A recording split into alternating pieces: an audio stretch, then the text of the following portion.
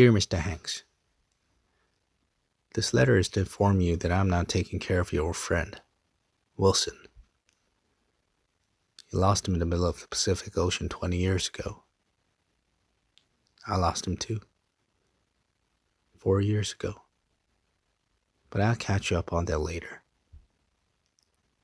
He appeared me today. I was taking a rest near the river after work. This is kind of a closing ceremony for me. The only peaceful time of my day.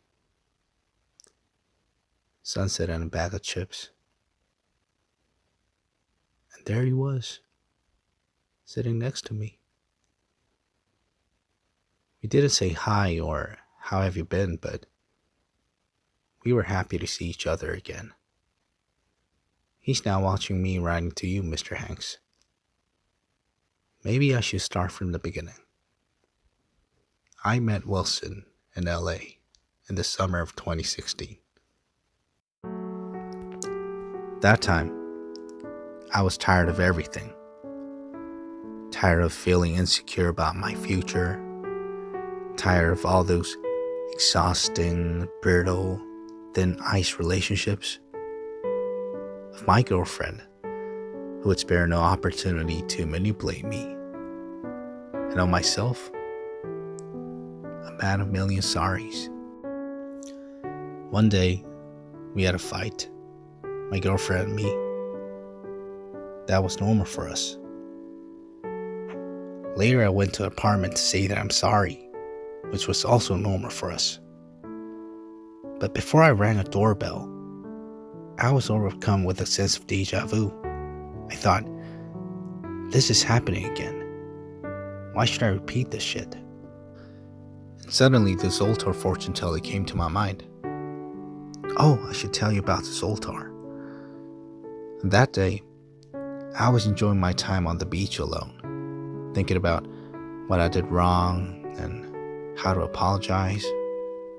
I went to a shrimp restaurant. You know it. You co-founded it. Super delicious, by the way. And here's your picture.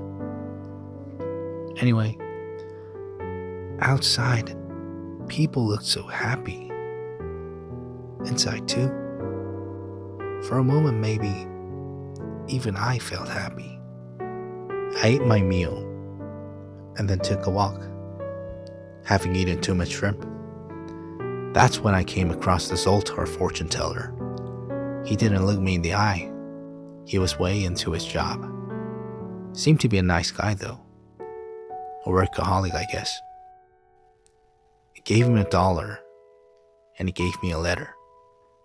I can't remember the exact wording of the letter, but it was something like, leave. So, anyway, that night, when I was standing in front of my girlfriend's apartment, about to ring the doorbell and repeat the motions of my mistakes for the zillionth time, Zoltar's letter came to my mind. So I left. For good. Complete freedom. Yes, I was finally free. I didn't need to care about anyone or anything but me. Everything would be to my desires. What I would eat, what I would wear, when I should leave and when I should rest. Everything. King of the world. I could do whatever I wanted. And I did. For about a week. But then, loneliness is quick to set in. Small man alone in a huge world. It's inevitable. Was a fleeting moment of total freedom really all that I needed? That's what was on my mind one day when I went to Target for some beer and chips. That's where I stumbled across Wilson. He was faceless. Probably the seawater had washed it off, so I fetched some red paint from the home improvement section and gave me a new face. He seemed happy. We became best friends. Just like that. Like peas and carrots.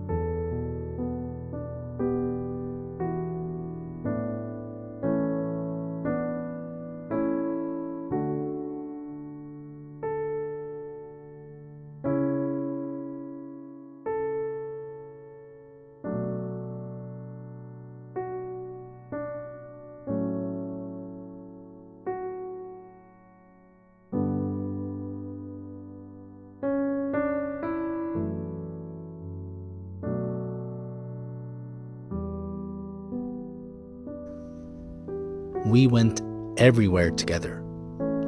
He never told me no. He never did anything to upset me. Sometimes he looked sad and lonely, but I knew he was happy. He didn't talk much, but he was a good listener, and that was okay with me. At least that's how I initially felt.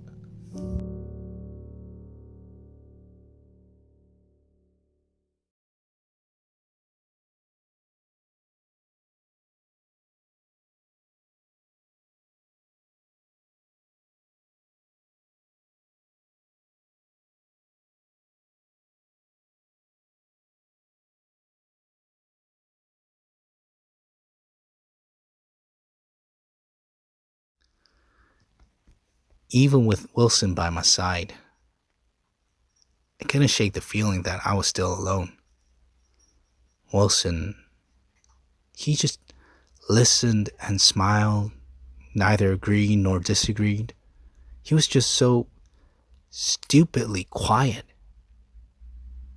Suddenly, all my anger was aimed at him. I would yell at him, rage and thunder, and he would just sit there listening. He was still a good listener, even when I was pissed. One night, I started calling names. Horrible names. Motherfucker, fatherfucker, cunt. He didn't respond, and I realized that I didn't want to talk to a goddamn volleyball anymore. I picked him up, took him outside, tossed him into a dumpster. Then I walked away.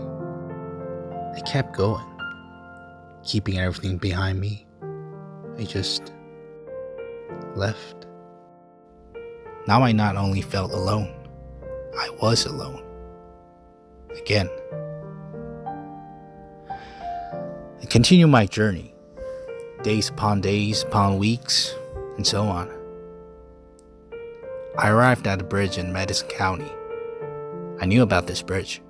There's an old love story set here about a middle-aged woman and a photographer. I thought to myself, why can't I have that kind of love? I thought all my relationships have been brittle thin ice. I thought they were pushing me, but I was also pushing them. Was that it? Was it me? Was I the whole reason? Was I the reason why Wilson left? No. He was just a volleyball. His thoughts were my thoughts. He was a reflection of myself. Loneliness was my own problem, and I made it a problem for everyone around me. All my life, I'd felt only negative vibes because I was the negative vibe. I no longer needed this adventure. I needed me to change. Immediately, I wanted to apologize to Wilson.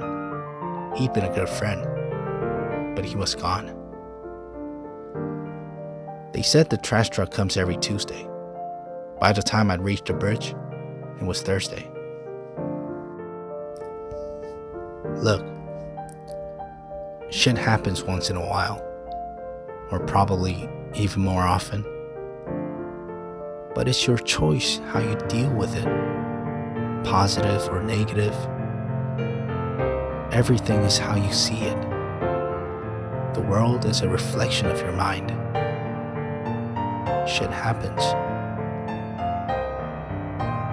Even when people try to hurt you, the power to feel hurt is entirely yours. Once I realized this, I saw the world differently. For years afterward, I had a nice, positive life. It didn't last. Eventually, I forgot everything I had learned. I again became a lonely, grumpy, mournful person. Then Wilson showed up today. Mr. Hanks, I'm thinking I should give it another go with our mutual friend. If you have anything to ask or want to share some good stories, please write me back. I look forward to your response. Sincerely, Jay.